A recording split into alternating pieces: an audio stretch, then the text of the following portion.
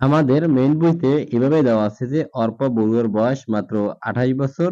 তিনি একটি স্বনামধন্য প্রতিষ্ঠানে ভালো বেতনে চাকরি করেন। প্রাপ্ত বেতন থেকে প্রতি মাসেই তিনি উল্লেখযোগ্য পরিমাণ সঞ্চয় করতে পারেন।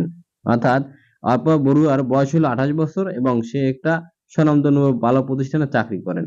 এখান থেকে সে যে বেতন পান সেখান থেকে সে প্রতি মাসেই উল্লেখযোগ্য কিছু টাকা বা টাকা সঞ্চয় করেন।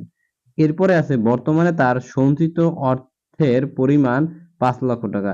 অর্থাৎ তার বর্তমানে সঞ্চয় করা আছে, মানে সঞ্চিত অর্থ বা মোট অর্থ পরিমাণ হইছে ৫ লক্ষ টাকা। তিনি তার সঞ্চিত অর্থ একটি লাভজনক খাতে বিনিয়োগ করতে চান। অর্থাৎ তার এই যে সঞ্চিত ৫ লক্ষ টাকা, এই টাকা সে একটা লাভজনক খাতে বিনিয়োগ করতে চান। এখন এখানে প্রশ্ন দেখো আমাদের কি বলছে এবং কি নির্ণয় করতে হবে। এখানে প্রশ্ন বলছে যে অর্পা বড়ুয়ার জন্য সর্বোত্তম বিনিয়োগ খাত নির্বাচন করো এবং যৌক্তিক কারণ ব্যাখ্যা